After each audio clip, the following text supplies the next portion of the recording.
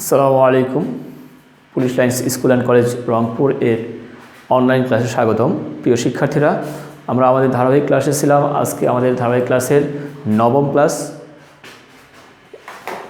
এই নবম ক্লাস এর আগেই শুরুতেই আমি আমার পরিচয় পর্ব শেষ করে নিই।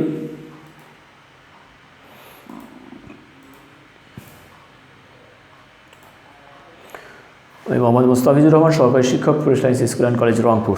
তোমরা জানো অলরেডি। এরপরেও যেহেতু আমাদের ক্লাসের ধারাবাহিকতায় আমরা ছিলাম যে রসায়নের ষষ্ঠ অধ্যায় মৌলের ধারণা এবং রাসায়নিক গণনা অংশে। এই অংশের আগে আমরা 8টি ক্লাস করেছি। আজকে আমাদের নবম ক্লাস। নবম ক্লাসে আমরা কৃষি বই আগের ক্লাসে আমরা দেখেছিলাম যে লিমিটিং বিক্রিয়ক থেকে আজ আমরা কি করব, আমাদের লিমিটিং বিক্রিয়ক ব্যবহার করে রাসায়নিক গণনা অংশ আমরা আজকে শেষ করব ইনশাআল্লাহ। না, কিছু অংশ শেষ করব, হয়তো সম্পূর্ণটা সম্ভব হবে না। ধারাবাহিকভাবে যদি তোমরা যদি ক্লাসগুলো করে থাকো তাহলে ইনশাআল্লাহ শেষ হবে আশা করতেছি। তবে মাথায় রাখবে যে এই ক্লাসগুলো কখনোই সরাসরি ক্লাসের মতো হয় না। সরাসরি ক্লাসে যেভাবে আমরা প্রশ্নোত্তর এবং পারস্পরিক বিনিময়ের মাধ্যমে পাঠ আয়ত্ত করতে পারি, এখানে সেটি হয় না। কিন্তু যেহেতু এই করোনার সময় বিশেষ কারণে এটি সম্ভব হচ্ছে না, তাই আমাদের এই অনলাইন ক্লাসের মাধ্যমেই আমাদের ক্ষতি যতটা সম্ভব পুষিয়ে নিতে হবে। আর তোমরা আশা করছি যে আন্তরিকভাবে ক্লাসগুলো করবে। যদি করে থাকো তাহলে কিছু না কিছু উপকার হবেই। কেননা আমাদের যেহেতু এই 1 বছর প্রায় ক্লাস হচ্ছে না, ক্লাস 9-এর অল্প কয়েক মাস ক্লাস হয়েছে।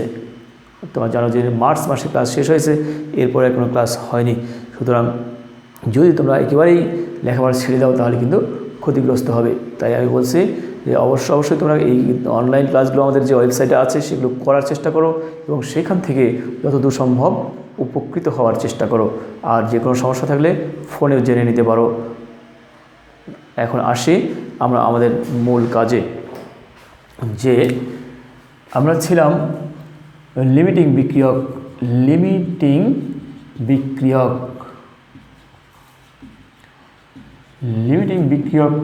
অংশে। এই লিমিটিং বিক্রিয়ক অংশে যদি এর আগে ক্লাসটা তোমরা করে থাকো তাহলে অবশ্যই দেখেছো লিমিটিং বিক্রিয়ক কাকে বলে। আজকে আবার একটু পরে বলতেছি যে কোনো রাসায়নিক বিক্রিয়া চলাকালে যে বিক্রিয়ক শেষ হয়ে বিক্রিয়া বন্ধ হয়ে যায়, তাহলে বিক্রিয়ক শেষ হয়ে বিক্রিয়া বন্ধ হয়ে যাবে যে বিক্রিয়কের কারণে, সেটি লিমিটিং বিক্রিয়ক। লিমিট মানে তোমরা জানো যে সীমা। যে বিক্রিয়ক কোনো বিক্রিয়ার সীমা নির্ধারণ করে, মানে শেষ হয়ে গিয়ে সেটি বন্ধ হয়ে যায়। তাহলে এখন আসো একটা সমীকরণের সাহায্যে আমরা দেখি, একটা বিক্রিয়ার সাহায্যে দেখি যে একেবারে খুব সহজ বিক্রিয়া। দেখো যে sodium carbonate plus hydrochloric acid. তোমরা জানো যে এটি একটি কার্বনেটযুক্ত লবণ, অর্থাৎ সোডিয়াম কার্বনেট একটি কার্বনেটযুক্ত লবণ। এর সাথে অ্যাসিডের বিক্রিয়ায় তোমরা যদি ক্লাস 8-এর অংশটুকু ভালো করে পড়ে থাকো তাহলে জানো যে এখানে উৎপন্ন হবে কার্বন ডাইঅক্সাইড, পানি এবং অন্য একটি লবণ। অন্য লবণটা কী হবে এখানে আমরা সহজেই বুঝতে পারি যে sodium chloride plus carbon dioxide plus পানি। তাহলে এই যে এখানে দেখতেছো যে এই বিক্রিয়ায় অবশ্যই এখানে এইভাবে সংঘটিত হবে। যদি বলা হয়ে থাকে যে তোমার বিক্রিয়া পাত্রে যে পাত্রে বিক্রিয়া সংঘটিত করা হচ্ছে, সেই বিক্রিয়া পাত্রে যদি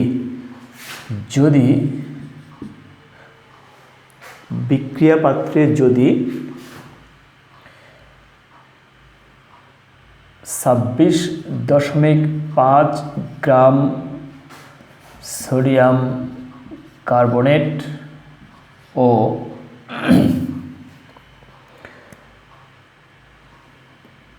এইখানে 20 গ্রাম HCl উপস্থিত থাকে তবে 1 নম্বর প্রশ্ন অনেকগুলো করা যায় এখান থেকে। 1 নম্বর প্রশ্ন তোমাদের দেখো কি হচ্ছে যে কোনটি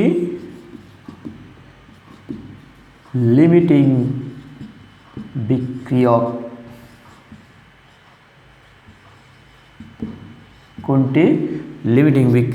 2 নম্বর প্রশ্ন কোন বিক্রিয়ক কি পরিমাণে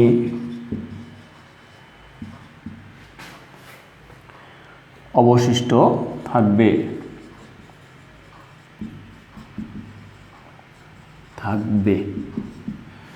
আচ্ছা, আমরা আপাতত এই 2টি প্রশ্ন নিলাম, এরপরে সময় হলে আমরা আরও কিছু প্রশ্ন নেব। আসো এখন যে আচ্ছা আরেকটা প্রশ্ন নেই আমরা, যে কি পরিমাণ লবণ উৎপন্ন হবে। আচ্ছা, 3টি প্রশ্ন নিয়েছি, আরও অনেকগুলো প্রশ্ন তোমার মাথায় রাখো যে এই আজকে 3টি প্রশ্ন করলাম, যদি সম্ভব হয় আমরা 3য় প্রশ্ন করব, না হলে 2 নম্বর প্রশ্নে আমরা শেষ করব, কারণ সময় এখানে খুব বেশি পাওয়া যায় না। তাই যদি 2টি প্রশ্নের উত্তর আমরা যথাযথভাবে করার পরে সময় পাই আমরা 3 নম্বর করব, যদি না পাই তাহলে পরের ক্লাসে আমরা সেখান থেকেই শুরু করব ইনশাআল্লাহ, যেহেতু সময় আমাদের কম। তাহলে আসি একটা করে শুরু করি আমরা। যখন এইটা থাকবে যে কোনটি লিমিটিং বিক্রিয়ক হবে এবং কোন বিক্রিয়ক কী পরিমাণে অবশিষ্ট থাকবে, মূলত পরীক্ষায় তোমাকে এই 2টি প্রশ্নের যে কোনো একটি করবে, 2টি নয়। তাহলে তোমাকে আর কারণ হচ্ছে যে এই বিক্রিয়া সংক্রান্ত যে কোনো হিসেব তোমাকে অবশ্যই লিমিটিং বিক্রিয়ক নির্ণয় করেই করতে হবে। তাই এই প্রথম প্রশ্নটা না বললেও সেটি অবশ্যই সমাধান করে নিতে হবে, বের করে নিতে হবে। তাহলে আমরা আসি প্রথম প্রশ্নে, যে কোনটি লিমিটিং বিক্রিয়ক হবে। এই লিমিটিং বিক্রিয়ক নির্ণয় করার জন্য ভালোভাবে খেয়াল করো, আমি যেহেতু আমাদের এখানে বোর্ডের জায়গা কম, তাই আমি সংক্ষেপে এই মানগুলো সাইডে লিখে রাখলাম। একটা হলো 26.5, আর একটা এটা হলো লবণ আর 20 গ্রাম HCl। আচ্ছা, এটি রেখে রাখলাম, হিসেব করব আমরা অবশ্যই এক্ষুনি। তাহলে যে কাজটি করতে হবে, প্রথমে তোমাকে উত্তর লেখার সময় এই সমীকরণটা সমতা করে নিতে হবে। যেহেতু এর আগে ক্লাস করে থাকো তোমরা, তাহলে অবশ্যই জানো যে সমীকরণ সমতা করা ছাড়া এখানে হবে না। সমীকরণ সমতা করতে কি করতে হয়, সমীকরণ সমতা করার জন্য অবশ্যই তোমাকে প্র্যাকটিস করতে হবে, তাছাড়া হবে না। খেয়াল করে দেখো, এখানে যে সোডিয়াম আছে 2টি, এখানে আছে 1টি, তাহলে এটি মিলে নেই। কার্বন 1টি আছে, ওকে। অক্সিজেন 3টি আছে, ওইদিকেও 3টি আছে, সমস্যা নেই। হাইড্রোজেন 1টি আছে এখানে, কিন্তু হাইড্রোজেন এখন 2টি। ক্লোরিন আছে এখানে 1টি, এখানে 1টি, তাহলে হাইড্রোজেন এবং সোডিয়ামের সমতা নেই। তাহলে সোডিয়াম এখানে 2টি আছে, আমরা যদি এইখানে 2 দিই, কেননা এখানে আমরা দিতে পারবো না, দিলে সেটি আর সোডিয়াম ক্লোরাইড থাকবে না। তাই সোডিয়াম ক্লোরাইড দিলাম, সোডিয়াম সমতা হয়ে গেল। এখন যদি আমরা এরপরে দেখতে যাই যে ক্লোরিন 2টি আছে, হয়ে গেছে, এখানে ক্লোরিন 2টি হয়ে গেছে, তাহলে অবশ্যই আমাকে এখানে 2 দিতে হবে। এখন দেখি আমরা মিলেছে কিনা, যে সোডিয়াম 2টি, ওখানে 2টি আছে, ওকে। কার্বন এখানে 1টি, ওখানে 1টি আছে। অক্সিজেন 2টি, 3টি আছে, এখানে 2 রেখে 3টি আছে। হাইড্রোজেন 2টি আছে, ক্লোরিন 2টি আছে, সুন্দরভাবে মিলে গেছে। এই সমতা করা, অর্থাৎ রাসায়নিক বিক্রিয়া থেকে যদি যে কোনো সমস্যা, যে কোনো ধরনের গাণিতিক সমস্যা সমাধান করার জন্য অবশ্যই তোমাকে কী করতে হবে, সমীকরণ সমতা করে নিতে হবে। এরপরে এই সমতাকৃত সমীকরণের পরিমাণগুলো আপেক্ষিক পারমাণবিক ভর থেকে তাদের এখানকার পরিমাণটাও নির্ণয় করতে হবে। খেয়াল করে দেখো, এইখানে আছে সোডিয়াম, কার্বন এবং অক্সিজেন, তাদের এইখানে যেহেতু এখানে কোনো সংখ্যা নাই, 1 আছে, সুতরাং এটা শুধু আণবিক ভরটা নিলেই আমরা চলবে। তাহলে এখানে কত আছে তোমরা জানো, যে সোডিয়াম 23, তাহলে আমরা অন্য জায়গায় বের করে এখানে বসা দিতে পারি, আবার এখানে সরাসরিও করতে পারি। তাহলে দেখো এখানে তাহলে কি আছে যে সোডিয়াম 23 গুণন 2 যোগ 12 যোগ 16 গুণন 3, এখানে কত হয় 46, আর এইখানে হলো আর 40 60 46 106। তাহলে এইখানে দেখি আমরা 2 into hydrogen plus chlorine 1 plus 35.5 is equal to কত হয় 36.5 73। এখানে কি আসে 2 ইন্টু 23 প্লাস 35.5, তাহলে এখানে কত আসবে 58.5 117। এখানে সরাসরি পাই আমরা কত 12 plus 16 into 2 is 44, 1 into 2 plus 16 is equal to 18। তাহলে এই পরিমাণগুলো সরাসরি তোমরা বসা দিতে পারো অন্য জায়গায় করে নিয়ে।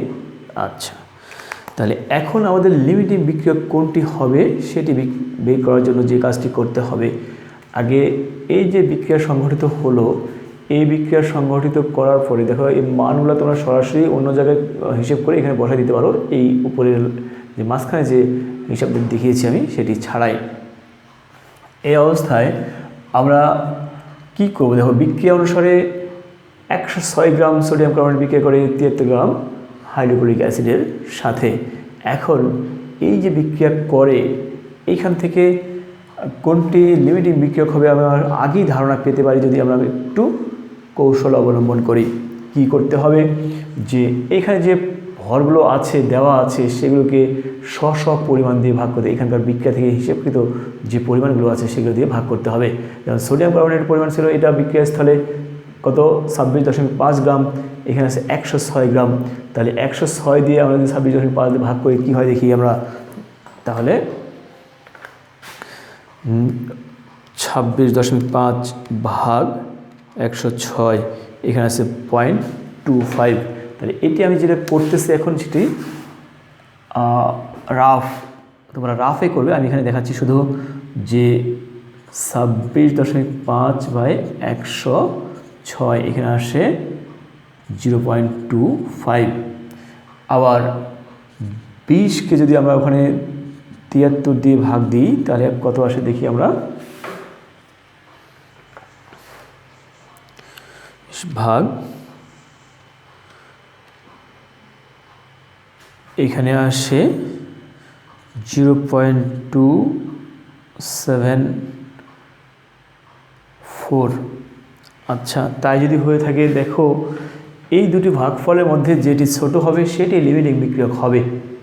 হ্যাঁ, যদি তুমি এটা রাফে করে নিই, এই অংশটুকু দেখানোর দরকার নেই, শুধু এটি রাফে করে তুমি নিজে নিজে বের করবা কোনটি লিমিটিং বিক্রিয়ক হবে।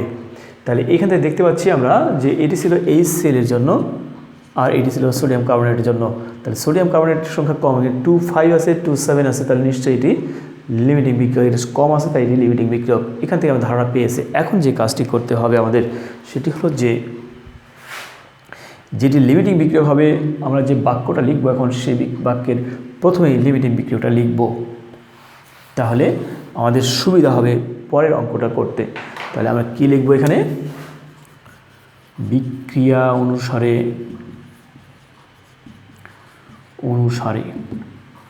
এই বিক্রিয়া অনুসারে দেখলাম আমরা যে লিমিটিং বিক্রিয়ক হচ্ছে সোডিয়াম কার্বনেট, কেমন করে আমরা আগেই সংক্ষিপ্ত পদ্ধতিতে নিজে নিজে বের করে নিলাম রাফ করে। এখন সেটা দেখাবো কীভাবে, ওটা দেখানো যায় না, সুতরাং দেখাবো যে বিক্রিয়া অনুসারে 106 গ্রাম সোডিয়াম কার্বনেট বিক্রিয়া করে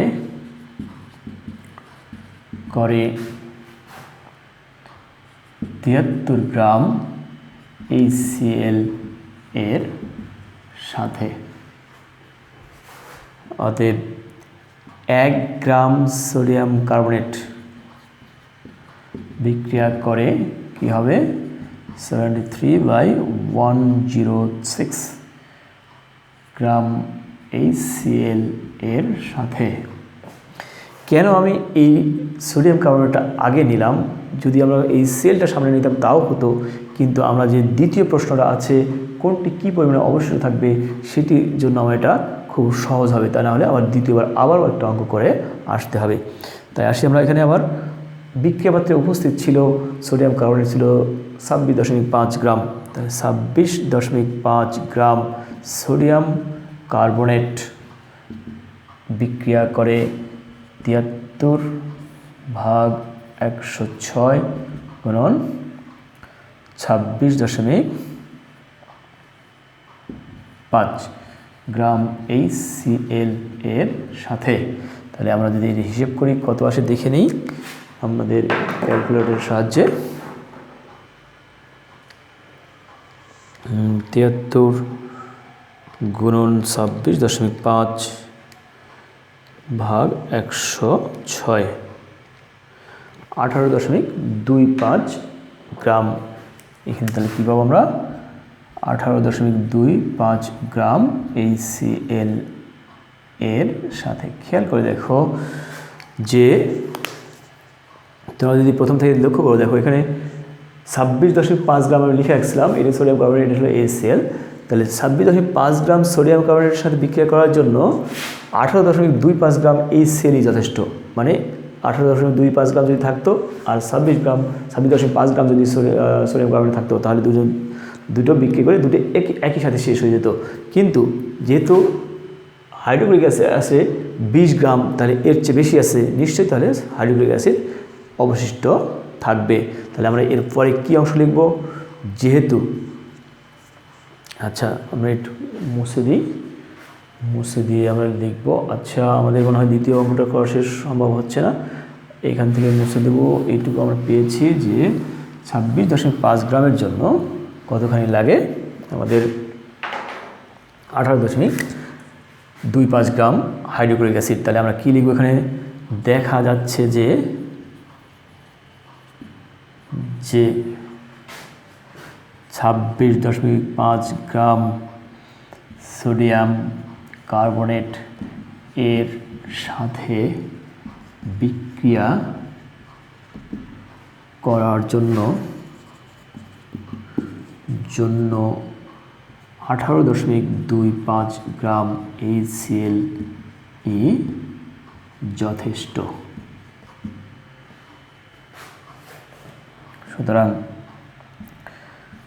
সুতরাং HCl সোডিয়াম কার্বনেট শেষ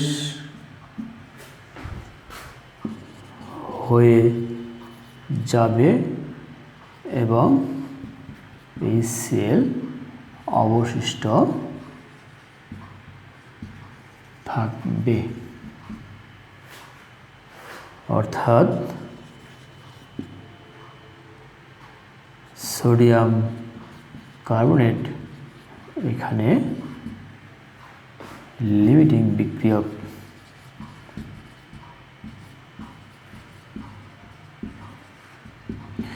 এইটুকু লিখে দিবে। গুড। তাহলে যেহেতু আমাদের সময় অনেক হয়ে গেছে আজ এ পর্যন্তই। আচ্ছা দ্বিতীয় প্রশ্নটা ছিল, দ্বিতীয় প্রশ্ন কী ছিল? আমরা দেখো 2 নম্বর প্রশ্নের উত্তর করতে গেলে কী করতে হবে? এ পর্যন্ত লিখে তারপরে শুধু একটি লাইন লিখতে হবে যে HCl অবশিষ্ট থাকে ছিল 20 গ্রাম, বিক্রিয়া করছে 18.25 গ্রাম। তাহলে এইখান থেকে 20 গ্রাম থেকে 18.25 গ্রাম বাদ দিই, তাহলে কি থাকে এখানে? যে 1.75 গ্রাম। তাহলে এটি 2 নম্বর প্রশ্নের উত্তর। তাহলে 1 নম্বর প্রশ্নের উত্তর এ পর্যন্ত হবে।